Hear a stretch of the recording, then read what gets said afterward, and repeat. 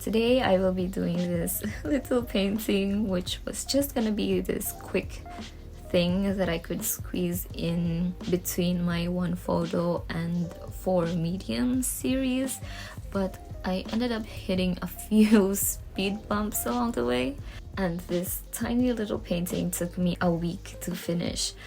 But I think it's safe to say that I will remember this one just for how hard I constantly had to fix it. I'm gonna start off from the very beginning. The trouble started when, right before I even started painting.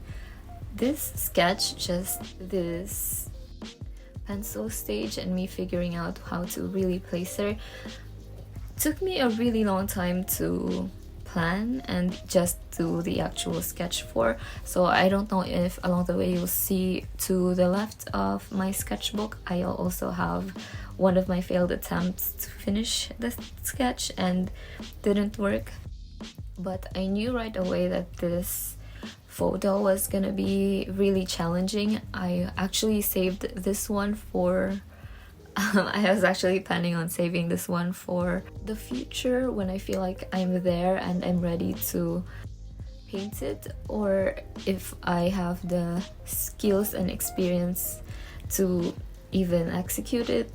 But I ended up waiting a few days before I started doing it. It's one of those few times where I just felt too confident in myself.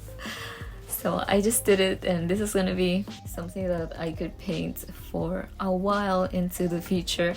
Even I thought of it as something that I was gonna paint for the end of the sketchbook. That's how I knew how hard it was gonna be.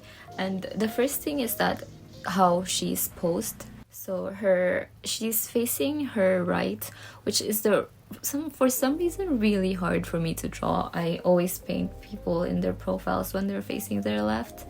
I think like just mechanically my hands are more used to drawing that kind of profile, but for this one she's facing the other way and it's already hard in that way. But also she isn't perfectly facing to the side of us, so we kind of see a little bit of her left eye, like it's peeking through, and I knew that was gonna be challenging, but I did eventually get to the sketch, so I did eventually finish it. The most difficult parts of the painting actually went to me painting her face, and that's because the main the thing that I really wanted to show in this painting is how dark and shadowed her face is and how bright the colors that I choose for her hair is going to be. So I really wanted to emphasize that contrast. So it was really important for me to show that her face was in shadow, that it's way darker in values than the rest of the painting. And that is also why it was important for me to get just the right silhouette of her profile, because that's really the only thing that pulls through with her face.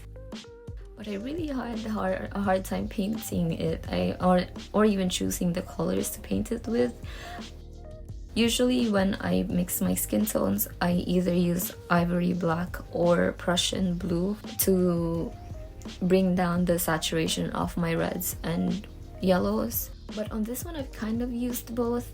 I really liked using ivory black for just getting these natural looking shadows for her face. I sort of discovered this in my other painting, which I'll be linking in the description, but usually before that I used Prussian blue or some kind of blue to replace that black. So I started off with the blue, and her face was in the value that I wanted, so it looked dark enough to show that her face is in shadow, but then it was just too vibrant. It kind of looks very red and angry, so I started using the black to bring down the colors a little bit more to a more neutral looking palette, and I think it worked. But then when I came to the lighter sides of her face, which is somewhere near her cheekbone and near her forehead, when I was starting to mix the lighter colors, it ended up looking really, really bad. Like, it honestly looks like cement. It's so ashy that it just looks very weird in comparison to the rest of her face. So I was really frustrated with that, and so I left it behind for the day after. And it wasn't one of those times when I'm painting and when I'm doing my voiceovers, I'm talking about my struggles, and when I'm editing my videos, my painting just doesn't look as bad as I say they are. It just always is in the moment when it feels really bad. But for this one, after I'm editing and after everything else, it does still look bad. Every single time I say that I will take a step back from my paintings, it doesn't do its usual trick, which usually after I take a step back and look at it with fresh eyes, I would say that it's not really that bad. I would already know how to fix it. But on this one, I've sort of started hating my past self for leaving my future self to fix what I had left behind. And so that was kind of it for the whole process for this one. But it's just not in me to give up on a painting, I don't think. I think I can count in one hand the few times that I have completely given up on a painting. But usually when I'm using an opaque medium like gouache or acrylics, I would just go over my painting rather than start the whole thing over. With watercolors, I sort of have to start over because there's just no hiding your mistakes.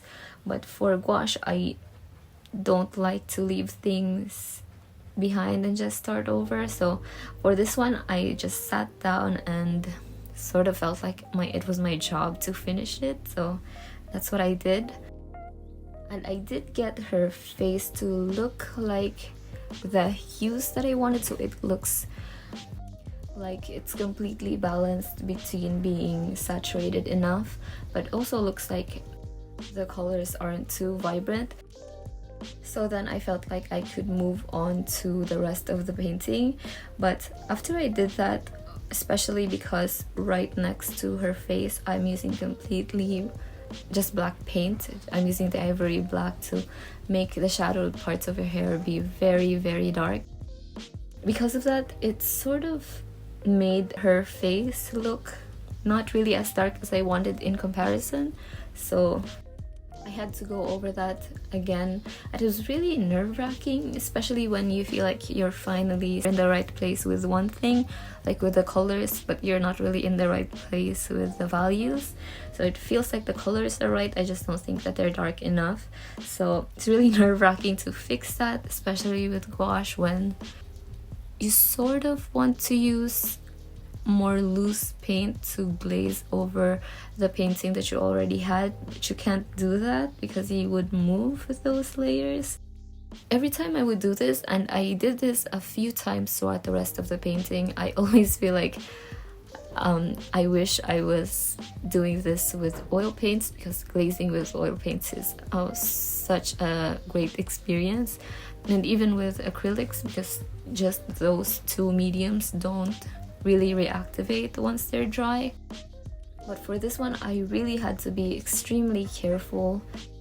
And it also doesn't help that with gouache, your colors just dry, your dark colors will dry lighter. So every time when I felt like it's finally done, it just dries into something that's lighter than what I had intended.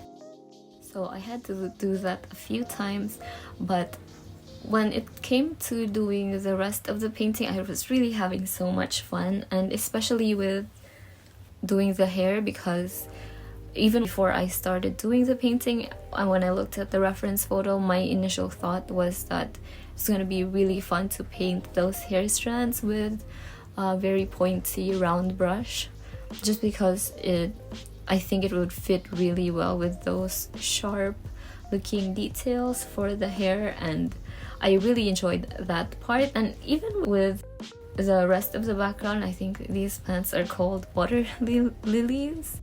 Even though I had no idea how I was gonna paint them, I still had fun doing them, and I think it's because it was a break from getting her face done. But yeah, I really like that. I really had fun using sharp brush strokes for them. I think it just complemented the way that I painted her face to be really blended out, but then the shadowed parts of her to be really blended out, but then the rest of the painting to be sort of very vibrant and raw. I feel like, is that the right word? But it feels like it's not. It's the opposite of her face, where you can still see the shadows of, the brush strokes, and that it still looks a little bit rough, but then the colors that I'm using for them are much more vibrant and much more bright. So I really like that about this painting. But even after doing that, it felt once again that her face wasn't dark enough, especially after I painted the brightest parts of her hair. It felt like, because it's not just completely white anymore, her face also doesn't look as dark when it's right next to it. So I tried once again to fix it, but the colors that I was using became too violet, I think, and it was intentional for me to use cool colors for the shadows of her face, because the highlights are so warm and bright. So I wanted to use very dark, cool shadows for the rest of her. It ended up looking really bad. I keep forgetting how gouache dries lighter when you're using dark colors, so it kind of looked like she has a mustache, just because of how purple and bright her shadows are, brighter than I intended. So I had to fix that once again. And this time it was even more nerve-wracking than the last time, because not only was I fixing the colors and the values, everything else with her face, I was also in the process of figuring out her expression, and I really wanted it to look really very strong, like she's looking at us but not really quite yet. Also show that she's not very happy that she's seeing us behind her. I don't know, that's just the kind of story that I wanted to tell with this one. So when I finally felt like I had that exact facial expression that I wanted, I felt like I still needed to bring down the values of her face a little bit more. So it was really nerve-wracking. I kind of did use looser paint on top of the very thick paint underneath, and that was a very big risk, but I just had to be very careful with it.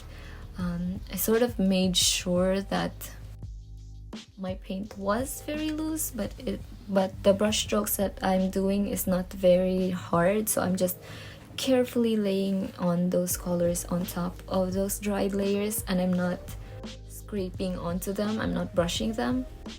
There was even a lot of me just using a very clean brush to gently scrape out the edges of the shadows, and it was so nerve-wracking. I almost felt like this must be how surgeons feel, and it's so funny to compare myself to someone who's literally saving someone's life while I'm here just doing a painting. But it really felt that nerve-wracking and scary.